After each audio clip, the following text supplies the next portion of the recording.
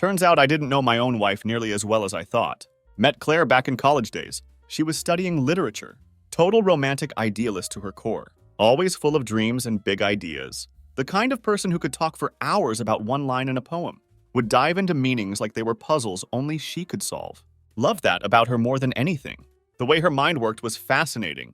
How she could turn the most basic conversation, even something as simple as talking about dinner, into a full philosophical debate about symbolism. Me, complete opposite. System administrator specializing in tech security. Numbers guy through and through.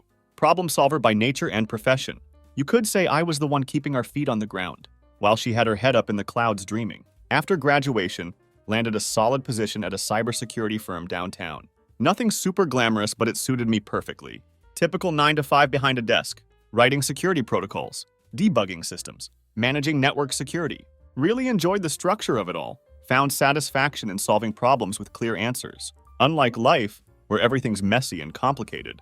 Claire ended up working as a freelance writer. Working from home most days, sometimes taking on way too many projects at once. Would drown herself in deadlines, or lock herself away for days, focused entirely on some novel she was writing. Our dynamic worked, though. We balanced each other out perfectly. At least that's what I kept telling myself. Had our ups and downs like any other couple. Nothing that seemed out of the ordinary. Nothing that raised any real concerns. Few years after marriage, we had kids. 2 boys, William and Lucas. They became the absolute center of our world. For a while, everything felt exactly right. Like all the pieces were perfectly in place. I went to work each day. Claire wrote her stories. We raised our kids together. Life seemed complete. Perfect even. Looking back now, I should have known better. As years went by, started noticing little things. Nothing that set off major alarm bells at first. Just small changes in Claire's behavior. She became more distant than usual. Often lost in her thoughts. More distracted than I'd ever seen her before. Would get dressed up for no apparent reason. Always saying she was just meeting friends or clients. Didn't think much of it initially. She'd always been social, that wasn't new. Always enjoyed meeting new people. Then things started getting weird. She'd come home late some nights. Her smile would be too wide. Her laughter would sound forced. Would ask about her night. She'd just brush it off. Just another meeting, she'd say. Didn't press her about it. Figured she needed her space. Needed time away from the kids, away from me. Funny how we convince ourselves to ignore what's right in front of us. We were still intimate sometimes, still had our passionate moments, but those started becoming rare. She'd pull away more often, always claiming she was tired, or stressed, or just not in the mood. Couldn't figure out what was happening. Didn't feel like we were drifting apart. Not exactly, but there was this tension between us, like something unspoken, hovering over our heads constantly. Would come and go like a shadow, creeping into the room when we weren't looking. Maybe I was too caught up in my daily routine, too blind to notice how deep the cracks were running. Or maybe I just didn't want to see it. We'd been married long enough, thought we'd weathered the worst of it. Couldn't be anything serious, right? At least that's what I kept telling myself. It was Thursday evening when everything changed. Claire had been nagging me all week about this party. Some friend from her book club was throwing it. Or maybe it was her writing circle. Kept saying it would be good for us. To get out of the house for a change? Wasn't too excited about the idea. After long days securing networks and fixing breaches. All I wanted was a quiet evening, few cold beers, maybe watch some TV, but decided to humor her. That's what couples do, right? Compromise. Kids were old enough to be left alone. Just for few hours. Made them promise not to burn the house down. Then we headed out. Party was at some fancy bar downtown. One of those pretentious places. Dim lighting, overpriced drinks, full of people who seemed more interested in taking perfect photos for social media than actually enjoying themselves. Could tell right away it wasn't my scene. Claire was all dressed up for the night. Tight black dress that caught everyone's attention. Those high heels making her legs look endless. Had that mischievous glint in her eyes. The one she gets when she wants to be noticed. Didn't take long to see the effect she was having. Men's eyes following her every move. Heads turning as she walked past. Wasn't blind to any of it, but I trusted her completely. She'd always been a social butterfly. Always drawn to people at parties like this. It's what made her so charming. But something felt different tonight. There was this electricity in the air. Something I couldn't quite explain. Got ourselves some drinks. Made small talk with her friends. Met some new people she introduced me to. Found myself drifting into conversation. Some guy talking about sports, barely paying attention to anything else. The music, the crowd, all just background noise. Claire was in her element though, moving from group to group, all smiles and laughter. That's when I noticed them. 6 guys huddled near the bar. Young crowd, maybe late 20s or early 30s. Loud bunch, clearly having a good time. dressed casual but expensive, standing out even in this crowd, kept catching Claire looking their way. More than once saw them glancing back at her. Something tightened in my chest, a feeling I couldn't shake off. Tried to dismiss it at first. She's just being friendly, right? But then her whole body language changed, started lingering closer to their group. Her laugh became louder than usual, smiles getting brighter by the minute. Had to take a piss right then? One of those moments where you hesitate, knowing something feels off, still trying to convince yourself it's nothing. Excused myself to the restroom, splashed some cold water on my face, tried to shake this weird feeling. The one gnawing at the back of my mind wasn't gone long, but when I came back, what I saw hit me like a truck. There she was, standing right in the middle of those 6 guys, all of them circled around her. Everyone laughing and talking, could see she was loving every second, not just being polite. This was different. She was soaking up all the attention. They were more than happy to give it, watched as they hung on her every word, stormed over to them, pulse racing with each step. Tried keeping my voice calm when I got there, could hear the edge in it anyway. "What's going on here?" I asked. Trying to sound casual, while staring holes through their heads, Claire turned to me, smile never leaving her face. "Nothing, love. These guys just came over to say hi," voice light and dismissive. "That's all. They're nice. Just having a friendly chat?" One of the guys nodded, grinning like an idiot. "Yeah, we were just leaving. No harm done." They all agreed with her, faces plastered with these self-satisfied looks. Made my skin crawl. Then she did it, right in front of me. Gave them a quick wink. Probably thought I wouldn't notice. But I saw it. They saw it too. Couple of them exchanged glances. Turned away chuckling as they walked off. Blood started boiling in my veins. "What the hell was that?" I hissed at her. Keeping my voice low but filled with anger, made sure they were out of earshot first. Claire just sighed and rolled her eyes, like I was the one overreacting. "Nothing, Ryan. I told you they were just being friendly. You're making a big deal out of nothing." But it didn't feel like nothing. Not the way they'd looked at her. Not that deliberate wink she gave them. Something had shifted between us. Something I couldn't quite put into words. Could feel it deep in my bones. Tension between us grew thick. Could see her irritation rising. As I pressed her for answers, all she gave me was more deflection. Rest of the night was beyond awkward. Barely spoke to each other. Both pretending to still enjoy the party, when really the night had spiraled out of control. By the time we got home, I was fuming. Didn't want to make a scene in front of the kids, though, so I let it slide for the moment. But that seed of doubt had been planted. No matter how much I tried to convince myself that I was just being paranoid, couldn't shake this feeling. Something horrible was about to happen. Next morning, Claire acted like nothing happened. Back to her usual self, all smiles and sweetness. Came up to me while I was getting ready for work, wrapped her arms around my neck, kissed me on the cheek, like we hadn't just fought the night before. "I love you, you know that," she said softly, looking up at me with those big, innocent eyes, the same ones that made me fall for her years ago. "Yeah, I know," I muttered, still not fully convinced. "When are you coming home tonight?" she asked, keeping her tone casual. "Should be home by 9, I replied. Grabbing my laptop bag? "Good," she said, smiling. "I'll take the kids to my mom's for the evening. We can have the house to ourselves. Just the 2 of us? How does that sound?" Hesitated for a moment, still feeling that weird tension between us, but nodded anyway. "Yeah, sounds good." She kissed me goodbye. For a second, everything felt normal again. But as I left for work, that knot in my stomach tightened. Something wasn't right. Something was coming. I just didn't know what yet. Day started like any other. Got up, kissed the kids goodbye, left for work, trying to push the weird feelings aside. From the night before, Claire had been unusually sweet that morning, almost like she was trying too hard. To make up for our argument at the party, still couldn't shake the image. Her surrounded by those 6 men, her easy laughter, that deliberate wink before they left. Something wasn't right, but kept telling myself I was overthinking it. At work, tried to focus. Security protocols, team meetings, more network configurations. It was routine, and I liked routine.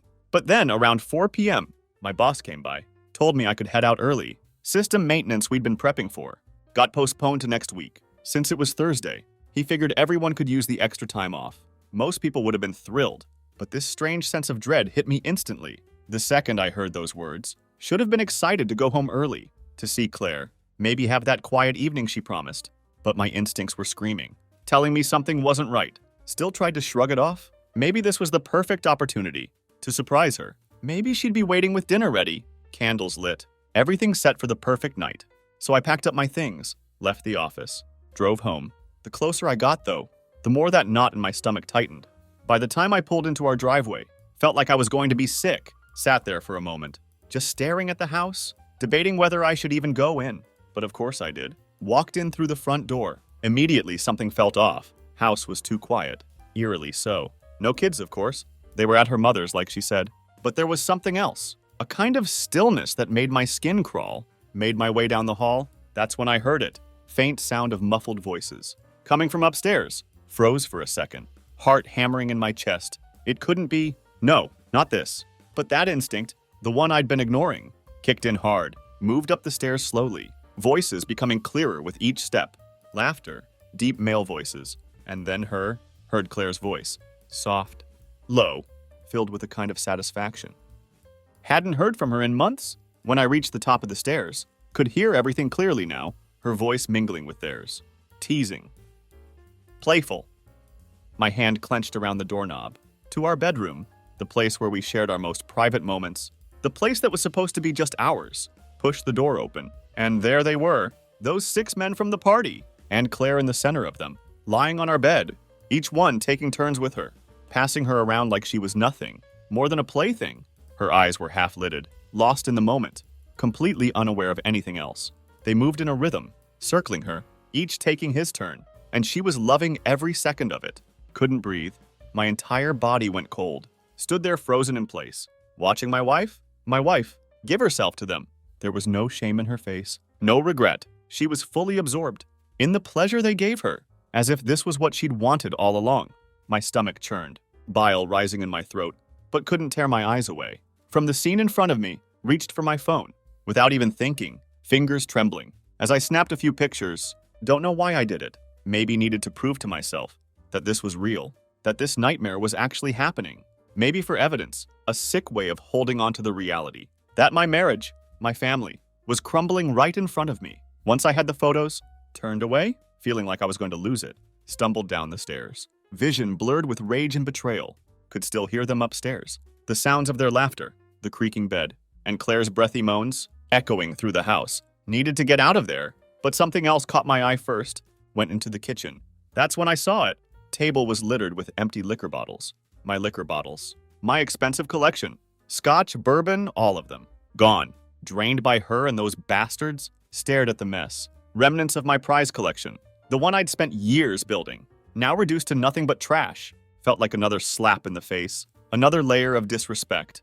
Piled onto the betrayal upstairs. That was it. That was the moment I snapped. Grabbed my phone.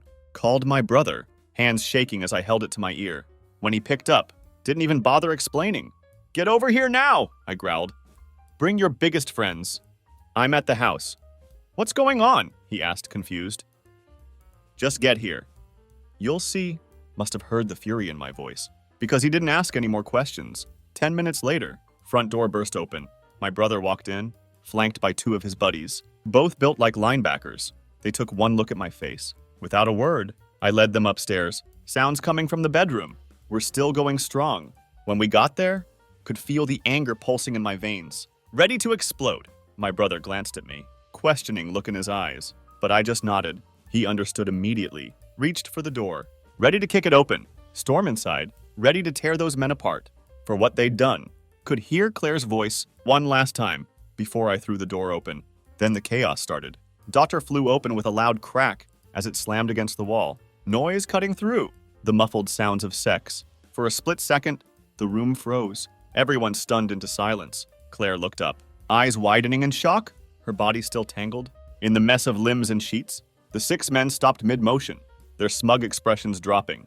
The moment they realized what was happening, stood in the doorway, barely containing the rage, surging through me. My brother and his 2 friends, right behind me, their massive frames filling the hallway. We didn't need to say anything. The look on my face said it all. First punch landed. Before anyone could react, my brother's fist crashed into the jaw of the closest guy, sending him stumbling backward. Onto the bed, the others scrambled to their feet, but they were too slow. His buddies moved in, like a pair of wrecking balls, grabbing 2 of the men, slamming them against the wall. Fists flew, bodies thudded against furniture. Within seconds, room descended into chaos. Claire screamed, covering herself with a sheet, trying to back away from the violence unfolding. But I didn't care. Didn't care about her tears or her screams. All I could see was red. The guy my brother hit first tried to get up, but I was on him before he could find his footing. Grabbed him by the collar, threw him against the dresser, wood creaking under the force. His eyes widened in fear, looking up at me, hands raised in weak attempt to defend himself. Didn't give him the chance. My fist connected with his face. Satisfying crack of bone echoed through the room. He slumped to the floor, blood dripping from his nose. But I didn't stop. Hit him again and again, until my knuckles were raw, vision blurred with rage. Other men tried to fight back, but they were no match. For my brother and his friends, it was over in minutes. Brutal flurry of punches and kicks left all 6 of them beaten and bloody. On the floor, groaning in pain. One of them, the cockiest one from the party, managed to crawl toward the door, but I wasn't done. Grabbed him by the ankle, dragged him back into the room. Before delivering swift kick to his ribs, he let out pained gasp, curling into a ball, trying to shield himself from the blows. You think you can come into my house? And fuck my wife! I spat, voice trembling with fury. You think you can just do this?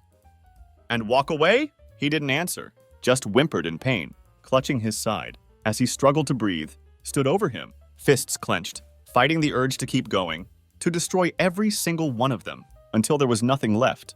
But my brother stepped in, pulling me back. Before I could do any more damage, that's enough, he muttered. Voice low and firm. They're done.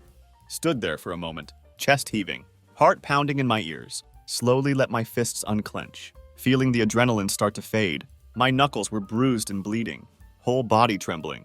From the intensity of it all, room was a complete wreck. Bed half destroyed, sheets torn and twisted, dresser cracked, mirror shattered, shards of glass littering the floor. The men, Claire's so-called lovers, scattered across the room, beaten and broken, groaning in agony. Some of them managed to pull their clothes back on, but it didn't matter. They were humiliated, defeated. My brother's friends looked at me, waiting for the next move, glanced around the room one last time, eyes landing on Claire, who was huddled in the corner of the bed, face streaked with tears. Get the fuck out, I growled at the men. They didn't need to be told twice. One by one, they stumbled to their feet, limping and clutching at their bruised bodies. As they shuffled out of the room, they avoided my gaze, shame written all over their faces. As they disappeared down the stairs, could hear the front door slam shut behind them, leaving only the sound of Claire's quiet sobs. When last of them was gone, my brother nodded to me, his face tight with controlled anger. We'll wait outside, he said quietly, gesturing for his friends to follow.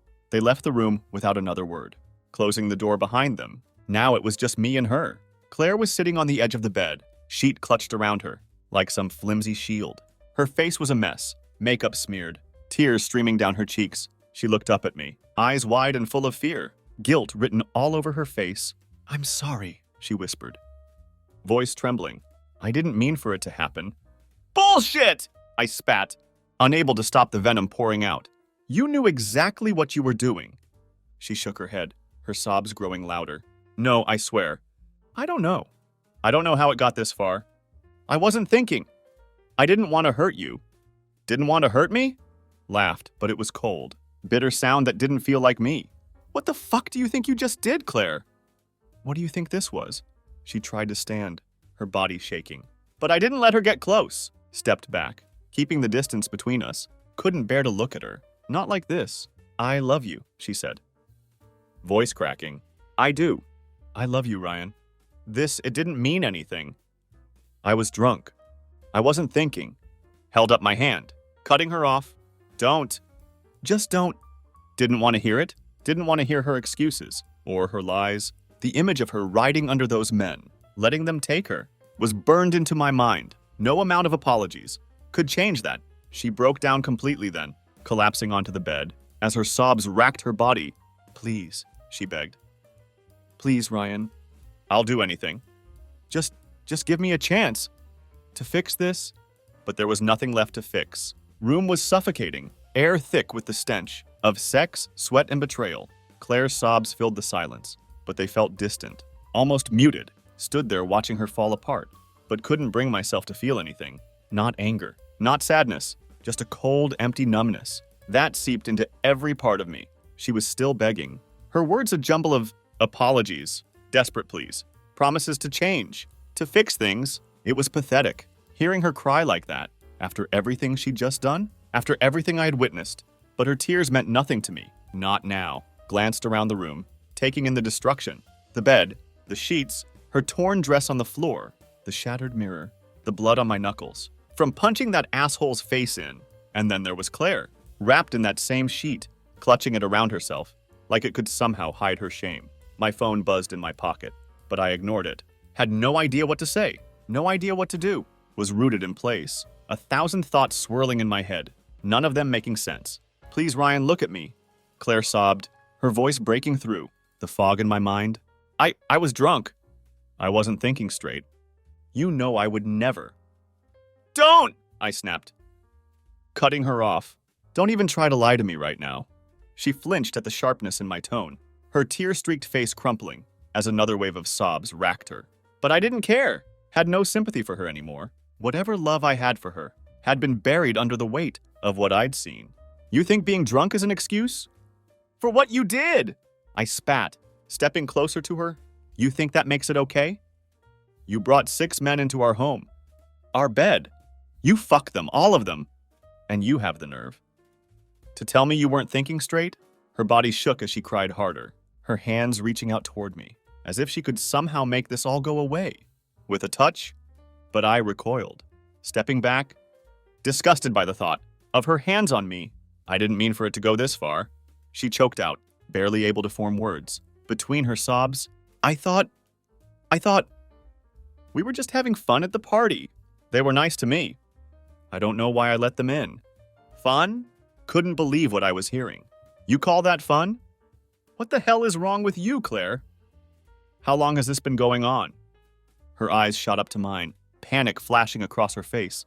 No, this is the first time. I swear it's never happened before. I was just... Save it, I growled, turning away from her. I don't care. I don't give a damn. If this was the first time, or the 10th, you did this. You made this choice, and now you have to live with the consequences. She fell silent, her sobs turning into quiet whimpers, as she realized there was no talking her way out of this. Walked to the bedroom door, gripping the frame so hard, my knuckles turned white. Mind raced with 1,000 thoughts. How long had she been thinking about it? Was this really the first time? Or had there been others? Couldn't trust a word out of her mouth anymore. The woman I had married, the mother of my children, was a stranger to me now. A stranger who had just destroyed our life together in the most brutal, unforgivable way. My phone buzzed again, louder this time. Pulled it out, glancing down to see a message. From my brother. We're outside. Do you need anything? Stared at the screen for a moment, my mind blank. What was I supposed to do next? Pack my things and leave? Drag her out of the house? The numbness was beginning to fade, slowly being replaced by a simmering anger that I knew would boil over any second. Ryan, please, Claire whispered behind me, her voice so small and broken that for a brief moment, I almost felt sorry for her. Almost. Please don't leave me. I love you. I only love you. It didn't mean anything. I'll do anything. Anything to make this right. Turned to face her, my jaw clenched so hard it hurt. There's no fixing this, Claire. You broke us. You ruined everything. Her face crumpled again, buried it in her hands, her body shaking, as fresh sobs racked her. Could feel the weight of the decision, hanging over me, heavy and unbearable. But couldn't stay here, not with her, not after what I'd just seen. Needed space, needed to breathe. I'm leaving, I said flatly. Grabbing my jacket from the chair in the corner, her head snapped up, panic etched into every line of her tear-streaked face. No, please don't. Ryan, we can fix this. We can go to therapy. We can. I said I'm leaving. My voice was ice. Wasn't sure if I was capable of anything else at that moment. Without another word, turned and walked out of the room, out of the house. As I stepped onto the front porch, my brother and his friends were leaning against their car, arms crossed, waiting for me. They looked up as I approached, could see the concern in their eyes. They didn't ask any questions, and I was grateful for that. Didn't have the energy to explain. You all right? My brother asked quietly. No, I replied. But I will be. Opened the car door, sliding into the passenger seat as my brother got behind the wheel. His friends climbed into the back, still silent. Sensing the weight of the situation, as we pulled out of the driveway, stared back at the house, at the life I had built, the life that had crumbled. In a matter of hours, Claire had always been the love of my life, the woman I thought I'd grow old with. But that was over now. She had killed whatever love was left. The moment she let those men into our bed, the only thing left was anger, and I had no idea what I was going to do with it. The ride to my brother's place was quiet. City blurred past the window, but all I could see was that bedroom. Claire naked and surrounded by those men, her body moving with theirs, in perfect rhythm. The image was burned into my mind, haunting me with every breath I took, my hands clenched into fists, the raw skin on my knuckles, stinging from the fight, but I barely felt it.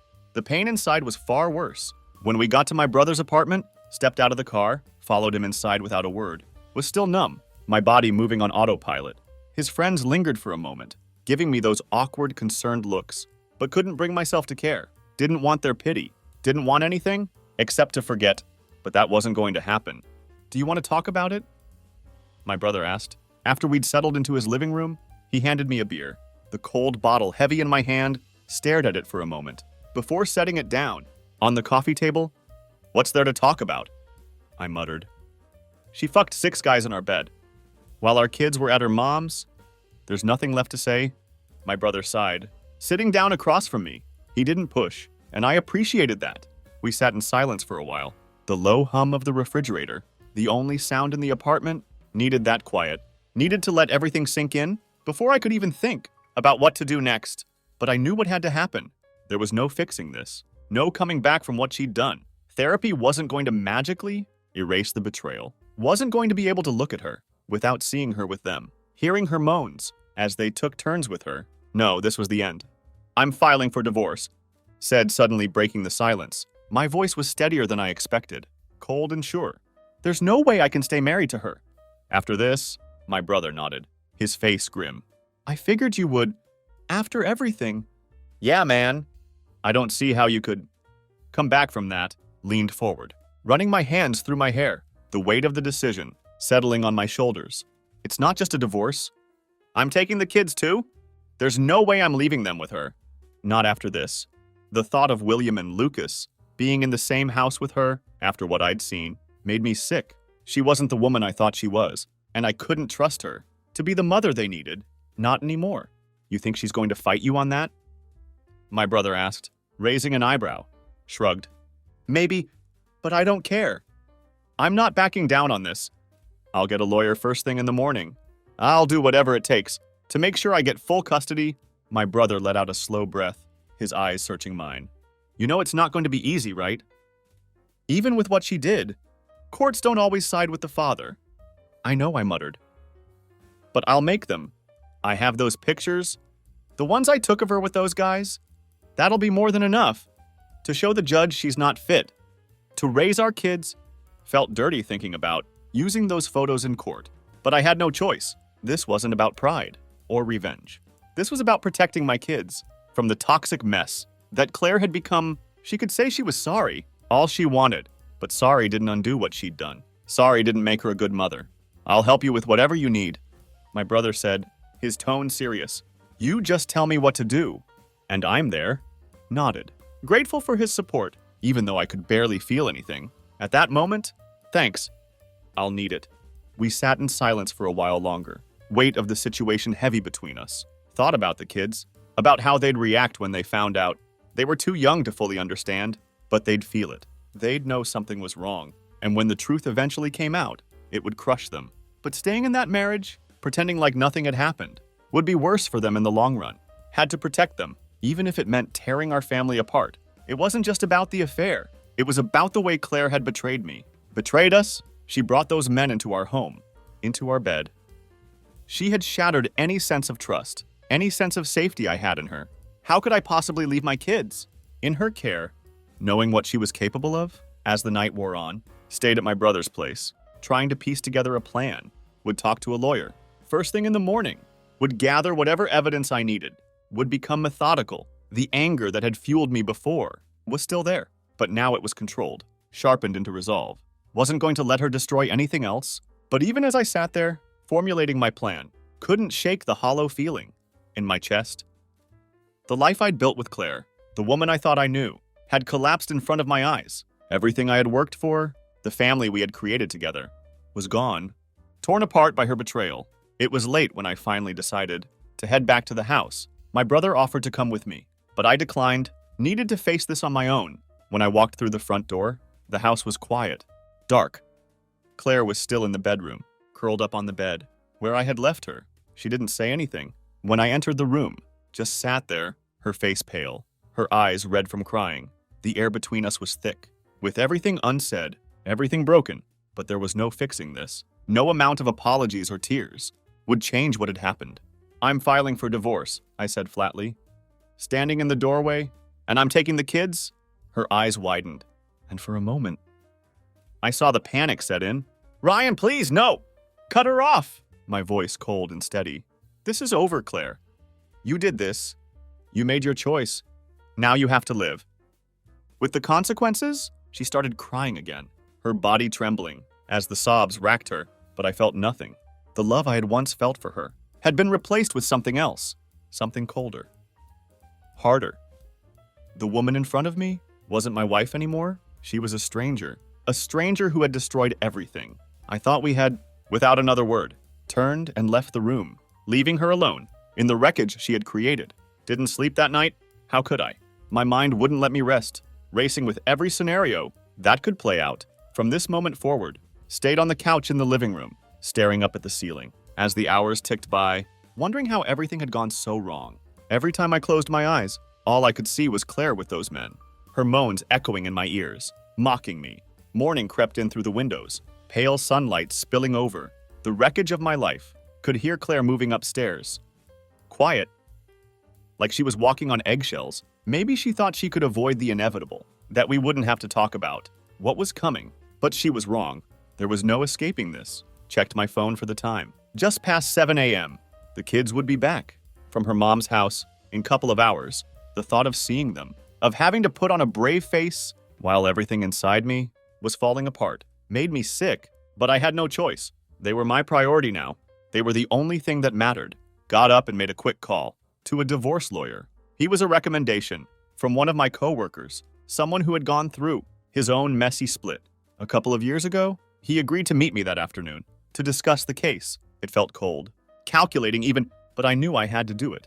Couldn't afford to waste any time. Once the call was done, heard footsteps coming down the stairs. Glanced up to see Claire, standing at the bottom, still wearing the same clothes from last night. Her face pale and blotchy from crying. She looked like a ghost of the woman I once knew. "Ryan," her voice was soft, hesitant. "Can we talk, please?" Didn't want to talk. Didn't want to hear another excuse or apology, but had to keep things civil. "For the kids, what is there to say, Claire?" Asked, my voice low and tired. "I told you last night. I'm filing for divorce. This is over." "I know," she whispered, tears welling up in her eyes again. "I know, and I deserve that.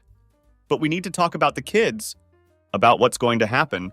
Nodded, though it felt like a weight pressing down on my chest. "I'm going to fight for full custody." She flinched at my words, her hands trembling, as she clutched the railing. "Ryan, please. They need both of us. I know I messed up, but I love them. I'm still their mother." "Yeah, well, maybe you should have thought about that before you brought 6 strangers into our home."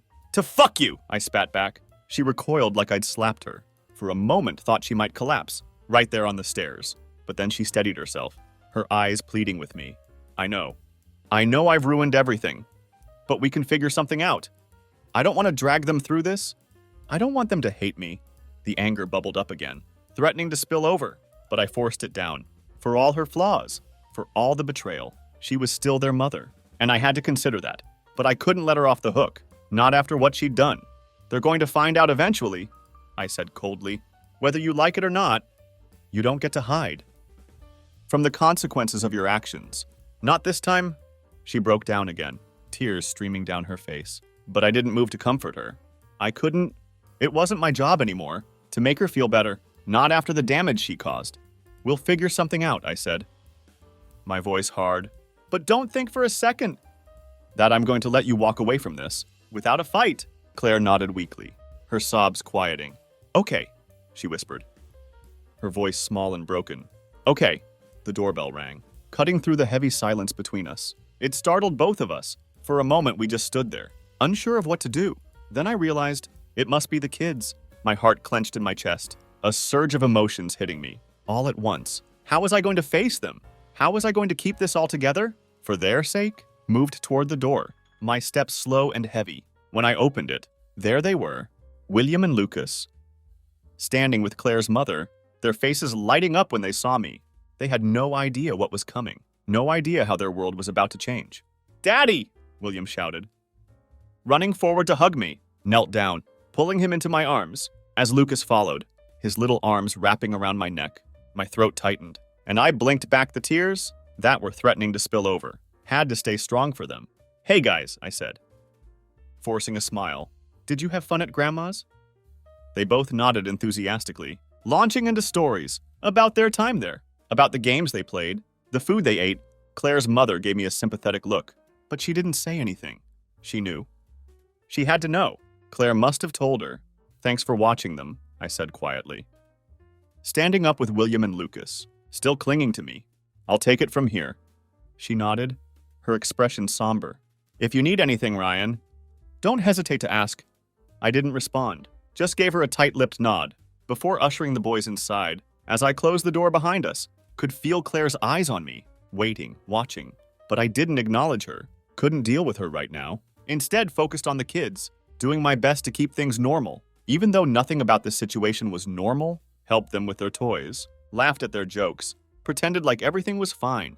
But it was all a facade, and I knew it wouldn't last. Claire hovered nearby, watching us, but not saying anything. She looked like she was trying to figure out her next move, like she didn't know how to be in this house anymore. And honestly, she didn't belong here, not after what she'd done. The hours dragged on. Eventually had to tell the kids it was time to start winding down. Could see the disappointment in their faces, the reluctance to end the day, but they listened, like they always did. They trusted me, and that thought alone nearly broke me. How would they react when they found out the truth? When they realized the family they thought was solid had been shattered by their mother's choices. Later that night, once the kids were in bed, sat in the living room, staring at the divorce papers I had printed out. Hadn't signed them yet. Part of me still couldn't believe this was happening, that this was real. But there was no turning back now. This was the only way forward. Claire appeared in the doorway, her face still streaked with tears, her eyes swollen from crying. She looked lost, like she didn't know how to exist in this space anymore, and maybe she didn't. "Are you really going through with this?" she asked, her voice barely above a whisper. I didn't look at her. Yes, she stood there for a long moment, silent, before finally speaking again. "I'm sorry, Ryan. I really am. I never wanted this. I never wanted to hurt you or the kids." Clenched my jaw, fighting the urge to snap at her. "You should have thought about that before." She didn't respond, just nodded weakly, and turned away, disappearing into the shadows of the hallway. I stayed there, staring at the divorce papers, my heart heavy, my mind numb. This was the end of everything. I thought I knew, but it was also the beginning of something else, something harder, something colder. And I wasn't sure. I was ready for it. Next morning, woke up to the sound of kids running through the house, their laughter echoing down the hallway. For a brief moment, let myself believe it was just another ordinary day, that everything was still the way it used to be. But then reality hit, and the weight of what was happening came crashing back down on me. Had slept on the couch again, unable to bring myself to even go upstairs, let alone step foot in the bedroom. The divorce papers were still on the coffee table, untouched, a reminder of the finality I was about to put into motion. Claire hadn't come down at all, at least not that I'd noticed. She was keeping her distance, giving me space, but it didn't matter. The distance between us wasn't just physical anymore, it was a chasm that couldn't be bridged. Sat up, rubbing the sleep from my eyes, as the kids burst into the room, their faces bright and full of energy. "Daddy, can we go to the park today?" William asked, bouncing on the balls of his feet, his excitement infectious. Lucas stood beside him, nodding eagerly, forced to smile, trying to push the heaviness in my chest aside. "Yeah, we could do that. Let's have breakfast first, though." The kids cheered and ran off to the kitchen, leaving me alone. For a few more minutes, sat there staring at the papers again, my mind churning. The thought of what was coming, of splitting our lives in two, of breaking the news to the kids, made me sick. But I couldn't avoid it forever. I knew that. By the time I made my way into the kitchen, Claire was already there, making breakfast for the boys. She glanced at me briefly, her face still pale and drawn. But neither of us spoke. The tension in the air was thick, hanging over us like a dark cloud. The kids, blissfully unaware, chattered away at the table, their voices filling the silence between us. Couldn't keep up the charade for long. As soon as breakfast was over, told the kids to get ready for the park, then pulled Claire aside, into the hallway. "We need to talk," I said. My voice low but firm. She nodded, her eyes downcast. "I know." We stepped into the living room. For a moment, we just stood there, the weight of everything unsaid, pressing down on us. Finally, I spoke. "I'm meeting with the lawyer today," I said, keeping my voice steady. "I'm going to file the paperwork. We'll figure out a custody arrangement. But I'm still going for full custody." Claire's face crumpled, tears welling up in her eyes, but she quickly blinked them away. "Ryan, please. You don't have to do this. I know I messed up, but we can work something out. I don't want to lose the kids." My jaw tightened, took a deep breath, trying to stay calm. "You should have thought about that." "Before you brought 6 men into our house," she winced at the harshness of my words, her shoulders slumping in defeat. "I know, but I love them. I love you too. Even if you don't believe that, I don't want to lose everything." Stared at her, trying to make sense of the mess we were in. "You already lost me," I said quietly. "And I'm not going to let you drag the kids down with you." "I'll fight for them, Claire. I'll do whatever it takes." Her tears spilled over then. She covered her face with her hands, her sobs shaking her whole body, but I didn't move to comfort her. I couldn't. There was nothing left between us anymore. The only thing that mattered now was making sure the kids were taken care of. "I'll pack my things," she whispered. After a moment, her voice barely audible, through her tears, "I'll go stay with my mom for a while." I didn't argue. Part of me was relieved that she was the one making the move, taking the first step to get out of the house. It made things easier, more bearable, but it didn't make the pain go away. Rest of the morning passed in a blur. Took the kids to the park, trying to keep them distracted, trying to pretend like everything was fine, but I knew it wasn't. And deep down, I knew they could sense it too. Kids were perceptive like that, picking up on the smallest changes, even when we tried to shield them from it. When we got home, Claire's car was gone. She had left a note on the counter, saying she'd gone to her mother's, just like she said she would. It felt strange walking into the house, and not seeing her there. It should have felt like a relief, but it didn't. It felt hollow. Took the kids up to their room, helping them settle in, with their toys and books, anything to keep them occupied. Sat there with them for a while, trying to soak in the innocence of their world. A world that wasn't about to collapse the way mine had. But even as I sat with them, my mind was elsewhere. Eventually left them to play and headed back downstairs. The house was too quiet without Claire in it. Even though I hadn't wanted to see her, there was something unsettling about the emptiness, a reminder of how everything had shifted. In such a short time, my phone buzzed in my pocket, pulling me out of my thoughts. It was a text from the lawyer, confirming our appointment. Stared at the message for a long moment, the finality of it sinking in. Once I met with him, there would be no turning back. The divorce would be real. The life we had built together, the family we had created, would be shattered. Left the house, telling the kids I'd be back soon, making sure they were set, with snacks and their favorite cartoons. As I drove to the lawyer's office, my hands gripped the steering wheel tightly, my mind racing with everything that had happened. It felt like I was spiraling, unable to find a solid grip on anything. Lawyer's office was in a sleek building, downtown, cold and sterile, a stark contrast to the mess of emotions swirling inside me. Sat in the waiting room, staring at the beige walls, trying to steady my breathing. Everything was about to change. Everything? When I finally sat down in the lawyer's office, felt the weight of the decision pressing down on me like a physical force. He was a no-nonsense kind of guy, sharp and efficient, exactly what I needed right now. "So you're looking to file for divorce?" He began, glancing over some paperwork on his desk. "What's the situation?" Took a deep breath, trying to keep my voice steady. "My wife, she cheated on me with 6 men. I have proof. Pictures. I want full custody of our 2 kids." His eyebrows shot up slightly, but he didn't look shocked. He had probably heard it all before. "6 men?" he said, jotting down some notes. "Well, that's certainly a case. With the pictures, we might have a strong argument. For full custody, especially if we can show that her actions create an unsafe environment for the children, that's what I'm worried about," I muttered. "I don't trust her anymore." "Not after what she did," he nodded, flipping through more paperwork. "I'll need you to bring me those photos, as well as any other documentation you have. Texts, emails, anything that shows the extent of her betrayal.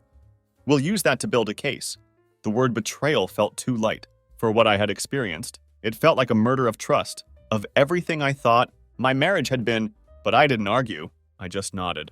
The meeting went by quickly, everything moving with a mechanical efficiency. That felt at odds with the raw emotions churning inside me. The lawyer laid out the next steps, filing the petition, serving Claire the papers, setting up a custody hearing. It all felt surreal, like I was watching someone else's life unfold from a distance. When it was over, I walked out of the office, the weight of what I had just set in motion pressing down on me. There was no going back now.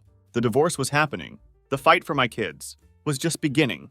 Drove home in a daze, the world outside the car windows blurring into a haze. When I pulled into the driveway, the house looked different, colder, darker. This was it, my new reality. Stepped inside, the silence overwhelming me. The kids were still upstairs playing, their laughter floating down from their room. Stood there for a moment, staring at the divorce papers in my hand, wondering how the hell it had come to this. But deep down I knew it had come to this. The moment Claire had made her choice, now I had to live with mine. My mind kept going back to that morning, the sound of our kids laughing, the way they ran through the house without a care in the world. They had no idea. Their whole world was about to change because their mother couldn't keep her legs closed because she had to destroy everything we'd built together. Felt the anger rising again, but forced it down. Had to stay focused. Had to think about the kids, about their future, about protecting them from the fallout of their mother's betrayal. Tomorrow I would start the formal process of ending my marriage, of fighting for custody, of rebuilding what was left of our broken family. But for now, I just needed to be there for William and Lucas, to give them one more night of normalcy before everything changed. Heard their footsteps upstairs, their innocent voices, calling out to each other as they played. And for a moment, just a moment, the pain in my chest felt a little less crushing. They were worth everything, worth all the pain, all the fights ahead. They were the only thing that mattered now, and I would do whatever it took to protect them, to give them the stability they deserved, even if it meant going to war with a woman I once thought would be by my side forever.